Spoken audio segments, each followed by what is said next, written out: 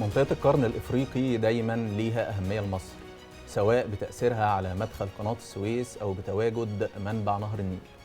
بقت النهاردة واحدة من أخطر وأهم مناطق الصراع في العالم، بداية من أرض الصومال أو صومالي لاند اللي بتحاول بقالها أكتر من 30 سنة تفرض واقع سياسي جديد وسط رفض إقليمي ودولي عالمي، وكمان جيبوتي اللي بتمثل شريان ملاحة استراتيجي مفيش غنى عنه، واثيوبيا اللي بتحاول سياسيا وامنيا بشكل مباشر انها تتواجد على البحر الاحمر وتاثر على امنه وممراته. اللي بيحصل هناك مش خلافات بعيده عننا، دي ملفات بتمس الامن القومي المصري والعربي، وبتنعكس على حركه التجاره العالميه وعلى قناه السويس وعلى توازن القوى في منطقه من اخطر المناطق الجيوسياسيه في العالم. وسط المشهد المعقد، مصر بتتعامل برؤية واضحة وسياسة مصر المعروفة بالدبلوماسية والهدوء للحفاظ على الاستقرار ومنع أي صراعات. ليه بنتكلم على شرق إفريقيا؟ لأن ببساطة ليه تأثير واضح ومباشر على البحر الأحمر وأمن الملاحة العالمية. خلينا نفهم الصورة بشكل أوضح ونرحب عبر الهاتف باللواء أركان حرب والخبير الاستراتيجي سمير فرج. أهلا بحضرتك سيادة اللواء، وكل عام وحضرتك بألف خير. مساء الخير لحضراتكم وكل السادة المشاهدين، وكل سنة وانتم طيبين ومصر طيبة دايما يا رب. سيادة اللواء، مدى خطورة ما يحدث في أرض الصومال حاليا، وهل الأزمة هناك قابلة للاحتواء أم مرشحة للتصعيد؟ تمام، طبعا دايما بيبقى كل موقف أو أزمة وراه خلفية، فلازم الناس تبقى عارفة الخلفية دي إيه وكلا الأطراف بتتصرف إزاي. خلفية الأزمة دي بدأت في يوم 6 أكتوبر 73 لما مصر الساعة 2 هجمت على دفاعات العدو في سيناء واقتحمت خط بارليف. الساعة 2 وربع بالظبط مصر أعلنت إنها أغلقت باب المندب أمام الملاحة الإسرائيلية أو أي سفن أجنبية تحمل بضائع لإسرائيل. وهذا الموضوع كان أكبر مفاجأة لإسرائيل في حرب 73.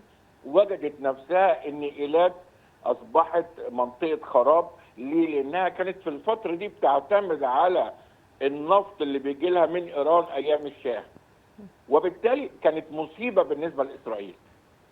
فتعلمت الدرس الثاني لما أيام الحوثيين السنتين اللي فاتوا وبدأوا الحوثيين في اليمن يقفلوا باب المندب أمام السفن الإسرائيلية والسفن التي تحمل بضائع لإسرائيل، حست إسرائيل مرة تانية إن باب المندب أصبح يمثل لها خطورة.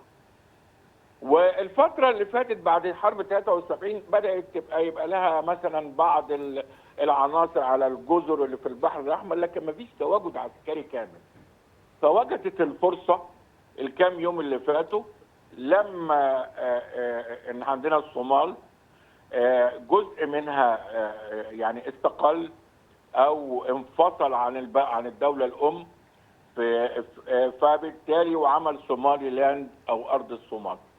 صومالي لاند دي دولة أو قطاع أو إقليم لم يعترف به أي دولة حتى الآن من دول العالم، لدرجة أن رئيس صومالي لاند أعلن أو طلب منذ فترة من الرئيس الأمريكي، قال له تعال اعترف بيها وهنديكوا قاعدة عسكرية عندنا لأن المكان ممتاز. ولكن طبعا أمريكا ما وافقتش، لأن بعدها بكام كيلو بتيجي جيبوتي، وجيبوتي فيها 6 قواعد عسكرية. أمريكا لها قاعدة، الصين لها قاعدة، اليابان لها قاعدة، فرنسا، إيطاليا، يعني في 6 قواعد. لأن حتى لما بنضحك مع بعض بنقول ده جيبوتي مأجرة البلد شقق مفروشة أو قواعد عسكرية مفروشة. وبالتالي أمريكا رفضت هذا الكلام وفضلت صومالي لاند بدون أي اعتراف لأي دولة. فوجئنا بقى الفترة اللي فاتت إن إسرائيل أعلنت إنها هتعترف بصومالي لاند كدولة. طبعا الاعتراف ده يعني إيه؟ في البداية هتعترف، تعمل سفارة هناك، ثم تبدا بقى تدي مساعدات انسانيه لان بلد غلبانه ما فيهاش حاجه. انا رحت الصومال قبل كده وعارف الدوله شغاله على الرعي، فيها طبعا معدات وبتاع، ولكن ما حدش بيكتشف الكلام ده، المناجم اللي عندها، فبلد فقيره. فهتبدا اسرائيل تديها مساعدات اقتصاديه انسانيه، وبعدين تديها مساعدات عسكريه عشان سيادة اللواء، وما فائدة أن تقيم دولة مستقلة وبوجود عدم اعتراف دولي ليها؟ مع وجود عدم اعتراف دولي ليها هتبقى تحت العزلة القانونية، صح؟ هي حتى لو بقت عزله قانونيه، هي اسرائيل من امتى بيهمها حاجه؟ ده المحكمه الدوليه في العالم حط عليها قرارات. هي اهتمت اسرائيل باي حاجه في العالم؟ طب هل يا سيادة اللواء الاعتراف الأخير بتاع إسرائيل ده ممكن يأثر على الموقف الدولي ويخلي دول تانية تبدأ تعترف بإسرائيل، خصوصا إن إسرائيل أصلا عضو في الأمم المتحدة يعني؟ لا لا لا لا، ما أعتقدش، لأن بقى لنا السنين اللي فاتت أنت فاهم، يعني كان أي دولة اعترفت، إنما إسرائيل بتعترف لغرض شخصي، عايزة تتواجد في القرن الإفريقي على مدخل باب المندب، ولذلك زي ما قلت لك هتدي معونات اقتصادية وبعدها معونات عسكريه. وطبعا صومالي لاند عايزه اي معدات عسكريه، لان لو الصومال البلد الام جت ضمها بالقوه عايزه تصد، وبعد كده هتقول له انا عايز اعمل قاعده عسكريه في ميناء بربره. الميناء ده مهم جدا في صومالي لاند وبيطل فورا على باب المندب. هو بالفعل فعلا في صور اتسربت لبنى مطار هناك، هل اسرائيل ليها يد في الموضوع ده يا سياده اللواء؟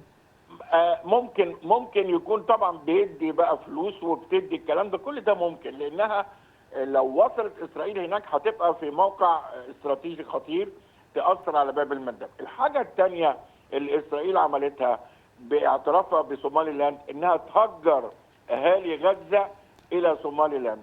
صومالي لاند بلد كبيره جدا زي ما تبان على الخريطه عندكم، وهتلاقي ما في هم كل تعداد البلد 6 مليون 7 مليون، فهتاخد اي عناصر جديده او شعوب جديده، فهي نفسها انها تهجر اهالي غزه.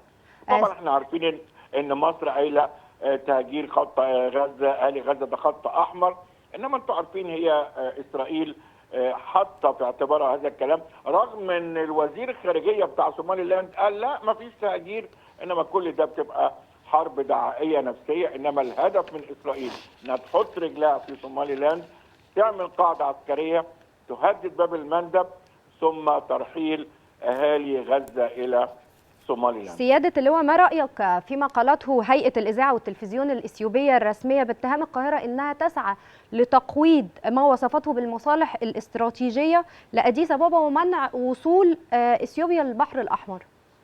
تمام، هو القصه دي بقى قصه ثانيه غير اسرائيل. اثيوبيا دوله ليست لها منافذ بحريه، والفتره اللي فاتت كانت بتعتمد على جيبوتي انها بتصدر اي تصديرات خارجيه وتستورد من خلال جيبوتي، وكانت بتستخدم مواني جيبوتي بمبلغ حوالي مليار و200 مليون دولار في السنه.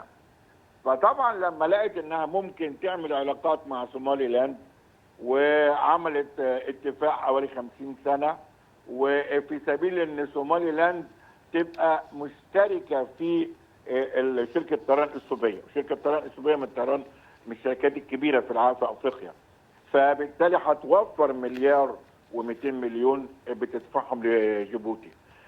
فطبعا مصر مش هتقف ساكته، لان هذا الكلام لما تيجي اثيوبيا كمان هي تقف على مدخل البحر الاحمر، كل ده او باب المندب هتهدد الامن القومي المصري. هل اثيوبيا بتسعى لفرض نفوذ ام مجرد محاولات لتامين مصالحها؟ لا لا لا لا لا، بتسعى ونص لفرض نفوذ ونص طبعا، احنا عارفين الكلام ده، لانها طبعا عايزه تضغط على مصر، لان هي دوله محبوسه، فلو طلعت على وسيطرت على منطقه باب المندب ممكن تضايق مصر، ومن هنا مصر بدات تاخد مواقف في هذه المنطقه، وبدات تعمل علاقات واتصالات سياسيه ودوليه لمنع هذا الكلام تماما يعني. طب سعي اثيوبيا ده يا فندم لمحاوله انفصال ارض الصومال عن الصومال، ده مش ممكن يفتح في المنطقه باب لانفصالات تانية، خصوصا ان دوله زي اثيوبيا نفسها عندها اقاليم فيها تمردات زي تجري وامهره ولا؟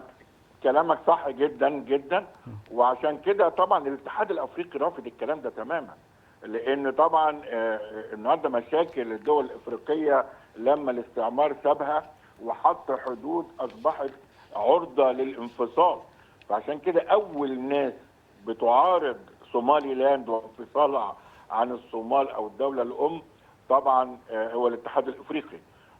وحتى كان الفتره اللي فاتت بيقال ان اثيوبيا كانت هتعترف بصومالي لاند، ولكن رجعت في كلامها تاني وقالت نعمل مجرد اتفاقات، لان الاتحاد الافريقي موجود في اثيوبيا مقره.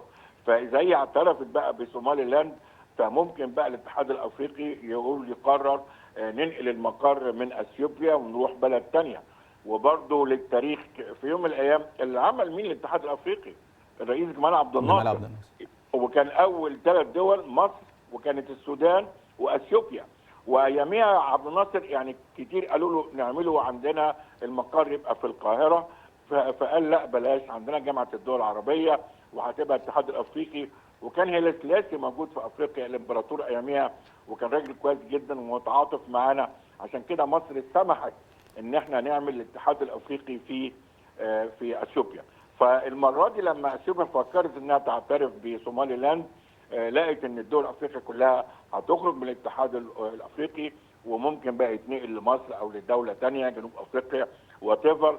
وعشان كده رجعت في كلامها. لكن النهارده هناك اتفاقيات، وهناك انها يبقى لها مكان في ميناء اسمره عشان تتواجد فيها للاستيراد والتصدير. وطبعا لو تواجدت يبقى برضه تاثير على الامن القومي المصري. طب يا فندم، دايما مصر كانت بتسعى للحلول السياسيه والدبلوماسيه، وهو ده سياسه مصر دايما. بس سيادتك شايف ان الوضع هناك ده ممكن يوصل في مرحله من المراحل لاصدام عسكري مثلا؟ بص، احنا دايما يعني اسهل حاجه عند اي حد يتكلم يقول لك صدام عسكري. يا جماعه احنا الرئيس بقاله 2 سنين ماسك ايده بالعافيه ان لا تتورط مصر في اي يعني قرار عسكري.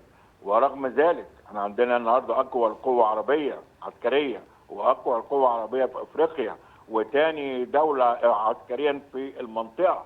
انت بتزود سلاحك وجيشك عشان تستخدمه في التوقيت المناسب. لكن الاول انت عندك نقول اساليب كتيره للدبلوماسيه والاستراتيجيه. عندك الاتحاد الافريقي ده له مهمه، جامعه الدول العربيه انت عارف اول ما اسرائيل اعلنت هتعترف بصومالي لاند مين اول دوله جت مع مصر وشجبت؟ تركيا. لان هناك مصر هتستغل الظروف الدوليه. يبقى قلنا الاتحاد الافريقي، جامعه الدول العربيه، وبعدين في الامم المتحده، وفي قرارات لمجلس الامن اللي بيرفض تماما انفصال الدول وتفتيتها. فاحنا عندنا طرق جديده كثيره دبلوماسيه. لا شك السعوديه هتبقى معانا لان هناك تهديد لامن البحر الاحمر اللي احنا والسعوديه بنشارك فيه. فطبعا هناك طرق كثيره ووسائل دبلوماسيه. ما ننساش عندنا ان امريكا رفضت انها تعترف. هو صحيح قال مش دلوقتي، انما امريكا لا تفضل ان صومالي لاند تنفصل وما اعترفتش بيها. وزي ما قلت لك في البدايه ان كانت هناك عروض لهذا الموضوع. فان شاء الله اعتقد ان مصر بالدبلوماسيه بتاعتها والاستراتيجيه القويه اللي انا كاتب فيها بكره مقال في اليوم السابع عن الدبلوماسيه القويه المصريه. احنا بنستغل الدبلوماسيه عشان لا نصل للحل العسكري الا في اخر اذا فشلنا في كل الحلول الدبلوماسيه. سياده اللواء، وهل تدرك هرديسة ان ثمن اعتراف اثيوبيا بها هو خساره لعلاقتها بمصر؟ طبعا. بس انت عارفه هرجيسيا طبعا اللي هي برضو العاصمه بتاع صومالي لاند، عشان اللي معانا بيسمع وممكن ما تكونش عارفها. طبعا هي عارفه انها هتخسر كتير، ولكن فجاه هتجيلها دوله زي اسرائيل هتديها زي ما قلت لك واسرائيل هو ده المدخل بتاعها. دوله بتخش لها بالاول بمعونات اقتصاديه وهم تعبانين ما عندهمش حاجه غير الزراعه. فهتاخد معونات اقتصاديه، هتاخد معونات عسكريه مجانا، وبعدين هتبدا تخش في مرحله انها تعمل كذا. فهي بقالها كام سنه ما حدش معترف بيها، وهتتعرض لضغوط وضغوط الاتحاد الافريقي وضغوط الدول المجاوره. يعني اريتريا رافضه هذا الكلام، الصومال طبعا رافضه هذا الكلام، السودان. انما احنا بنتكلم على انه الراجل دوت قدامه طاقه واتفتحت له، فممكن يتعلق بيها لحد ما الامور تتظبط. سياده اللواء، اصلا كيف تطالب هرديسة بالانفصال عن مقديشو بناء على تقرير المصير، وبترفض المبدا نفسه للمناطق التي بتختلف معها في الداخل؟ طبعا ما هي دي عاده. يعني انت فاهمه، هو عايز ينفصل عن الصومال، واستغل الثوره الشعبيه اللي قامت ضد سياد بري لما كان بيرأس الصومال الموحده سنه 90، وسنه 91 اعلنت انفصالها عن الصومال. ومنذ ذلك الوقت زي ما انت قلتي هناك قبائل داخل، ان برضه الدول الافريقيه مشكلتها انها قبائل متعدده ومن الصعب انك تربطي بيها. انما طبعا هي عايزه تنفصل وكل حاجه، ولكن لن تغامر بانها تفضل دوله واحده كصومالي لاند، ولا يعني لا تعير اهتماما لاي الحركات داخل صومالي لاند انها هي كمان تنفصل. طيب يا سياده اللواء، هل اعتراف اسرائيل تحديدا في الوقت اللي احنا فيه ده كان رد فعل نتيجه لتواجد مصر العسكري في الصومال والاتفاقيات بتاعه الدفاع المشترك بين مصر والصومال وتواجد مصر في جيبوتي في الفتره اللي فاتت؟ لا احنا بس هو طبعا هو ليه دلوقتي ده قصه ثانيه، انما نوضح بس التواجد العسكري المصري في الصومال احنا متواجدين رقم 1 بناء على طلب الصومال، رقم 2 ان بناء على طلب الاتحاد الافريقي. الاتحاد الافريقي بيحط قوات حفظ سلام، خاصه ان حركه الشباب الارهابيه اللي هي تبع القاعده موجوده في الصومال وتهدد الصومال، فعشان كده الاتحاد الافريقي كان حاطط قوات من اثيوبيا الفتره اللي فاتت، انتهت مدتها الشهر اللي فات، ومن 1/1 دخلت القوات المصريه 5000 جندي ضمن قوات السلام للاتحاد الافريقي. احنا مش داخلين حرب، بس عشان تبقى مفهوم، وان ده بطلب من الحكومه الصوماليه، ولن تشارك هذه القوات في اي عمليات ضد صومالي لاند، لكن القوات دي موجوده عشان حفظ السلام والاستقرار، بالذات قدام حركه الشباب الصوماليه نقول الارهابيه التي تتبع القاعده. اما بقى ليه اسرائيل قامت بالكلام ده دلوقتي؟ اسرائيل داخله انتخابات كمان كام شهر، وطبعا نتنياهو عايز يقول للناس انا بعمل لكم، انا حطيت لكم قدم في القرن الافريقي. والاسبوع اللي فات كان في امريكا، رغم ان لما قال انه رايح الرئيس الامريكي قال هو طلب يجي، يعني معناها انا ما قلتلكش تعالى يا نتنياهو. فكل دي حركات بيعملها واتجاهات بهدف اقناع الشعب الاسرائيلي اللي اذاق طبعا بقاله سنتين صفارات الانذار بتضرب في تل ابيب، الصواريخ بتنطلق عليه، شهداء بيموتوا او قتلى بيموتوا من اسرائيل، ونقول عزله دوليه من الدول العالم.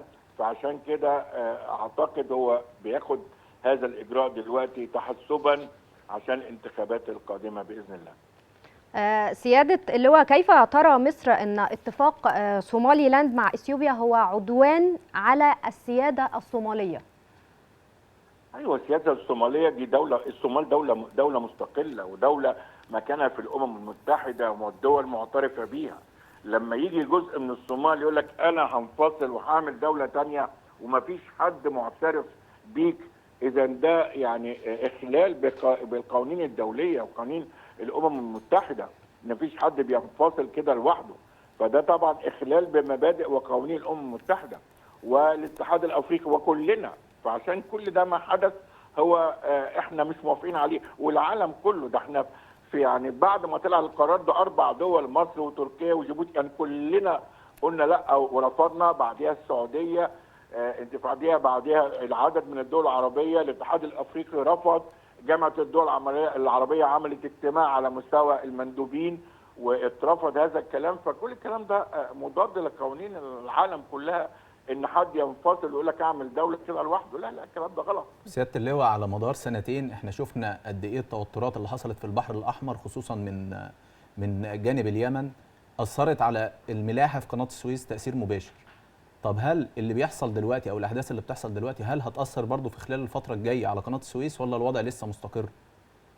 لا هو حتى الان ما فيش حاجه، لان الحوثيين طبعا قالوا ما دام في وقف اطلاق النار احنا مش هنشتبك، وبالتالي ما حصلش اشتباكات وما حصلش قتال، وبالتالي رجعت الملاحه زي ما كانت قبل كده. ورئيس هيئه قناه السويس اعلن هذا الكلام ده الاسبوع اللي فات، الحمد لله الملاحه رجعت تاني، وشركه ميرسك اللي هي اكبر شركه موجوده في العالم للحاويات، قالت ان انا هرجع استخدم قناه السويس. ولازم الناس تبقى عارفه احنا خسرنا 9 مليار دولار تاني، 9 مليار دولار في الكام شهر اللي فاتوا لما الحوثيين بدأوا يطلقوا القذائف والصواريخ على السفن اللي بتعبر باب المندب، فاضطرت كل السفن تطلع حوالين رأس الرجاء الصالح، ودي عملت تكلفة كبيرة على الاقتصاد العالمي.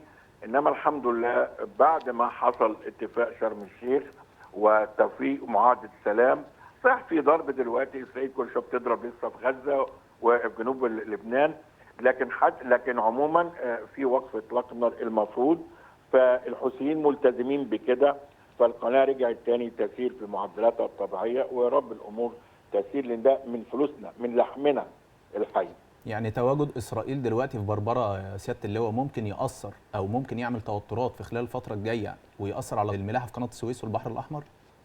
لا لا لا، مش هيأثر دلوقتي، انما هي هتبقى ورقه ضغط علينا في وقت من الاوقات. لا دلوقتي مفيش حاجه، انما اسرائيل هتبقى موجوده ممكن بقى في اي لحظه زي ما احنا عملنا في 73.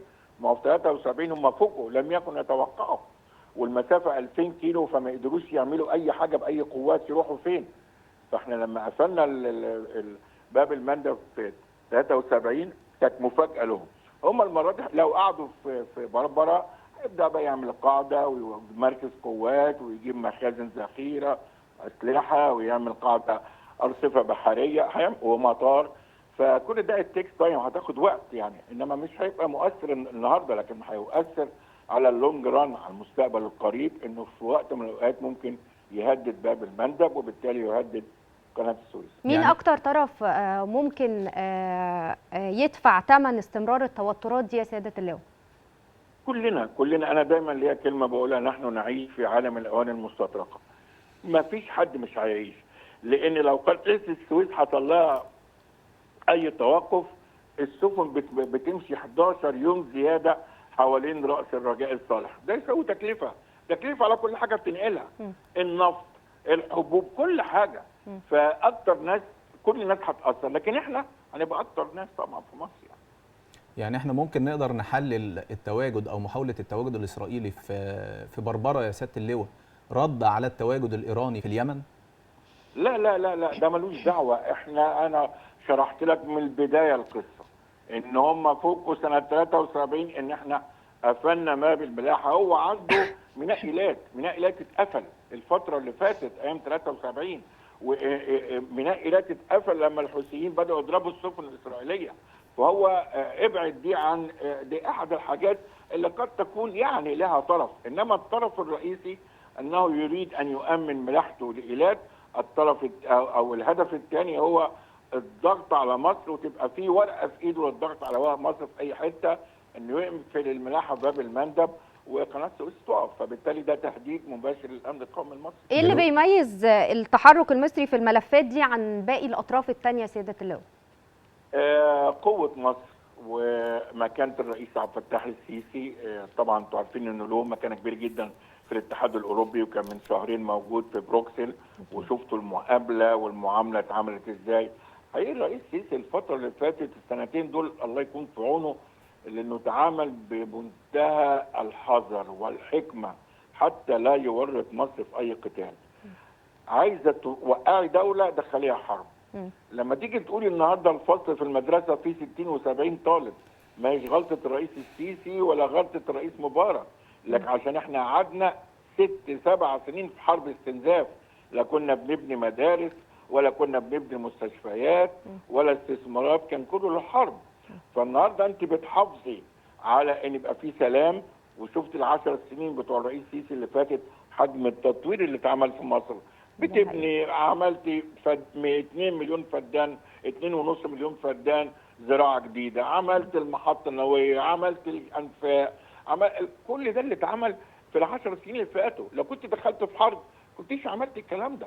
فالرئيس السيسي بيبقى دايما هدفه احافظ على السلام على قد ما اقدر، لكن لو حد مس شبر من الارض على طول والجيش ليه بنقويه النهارده وبندعمه وبنعمل كل الكلام ده الفتره اللي جاي. طب يا فندم، اثيوبيا لما حاولت تعمل اتفاقيه مع ارض الصومال واجهت انتقادات دوليه فتراجعت عن الاتفاقيه دي. هل الهجوم على اسرائيل او انتقادات اسرائيل او الراي الدولي ممكن يضغط على اسرائيل يخليها تتراجع عن الاعتراف اللي هي اعترفته بارض الصومال؟ ده اللي احنا بنعمله بقى، ده اللي احنا مصر بتعمله الفتره دي، وبنجبر اسرائيل على انها توقف هذا الاعتراف. ولان اولا ضد كل القوانين الدوليه، ما حدش في العالم، هي غير معترف بيها دوليا. ايوه فعشان كده احنا بنضغط من هذا المنطلق. انت بتعمل حاجه مخالفه للقوانين الدوليه. الامم المتحده بترفض اي انفصاليات تتم في العالم، فبالتالي احنا بنضغط بهذا الاسلوب زي ما ضغطنا على اثيوبيا المره اللي فاتت. هيخش معانا زي ما قلت لك الاتحاد الافريقي، معانا جامعه الدول العربيه، السعوديه مهمه جدا لامن البحر الاحمر، هو امن مصر برضه هو كمان. هنخش بقى باقي القوى الدوليه. اعتقد مصر هتكون لها ضغط كبير جدا على امريكا، لان امريكا طبعا هي الوحيده اللي بتقدر تضغط على اسرائيل حتى لا يختلف ميدان الاستراتيجيه في القرن الافريقي. القرن الافريقي يا دوبك كان متلصم الفتره اللي فاتت. زي ما قلت لك جيبوتي اللي هي جنب سومالي لاند فيها 6 قواعد عسكريه، والعمليه متقسمه حلو. الصين لها قاعده وامريكا قاعده واليابان، انت فاهمه. فدخول اسرائيل هيغير التوازن الاستراتيجي في المنطقه. مش من صالح طبعا امريكا ان يحصل اختلاف في التوازن الاستراتيجي. فعشان كده اعتقد ان مصر هتلعب بهذه الاوراق، وان شاء الله هتنجح زي ما نجحنا مع اثيوبيا. بنشكر سيادتك سياده اللواء سمير فرج الخبير العسكري والاستراتيجي على التحليل والتوضيح المهم للوضع في القرن الافريقي. وبنأكد مصر مش بس بتحمي امنها القومي، هي القوه المتزنه في المنطقه كلها. مصر دايما موجوده بقوتها ودبلوماسيتها، ومش هتسمح لاي طرف يهدد مصالحها او يعبث بتوازن المنطقه. شكرا سياده اللواء. القرن الافريقي مش بعيد عننا، أي اضطراب بيوصل صدى للجميع. مصر هتفضل دايما جزء من الحل. ودي كانت نهاية حلقتنا، نشوفكم في ملف جديد من وسط الدايرة.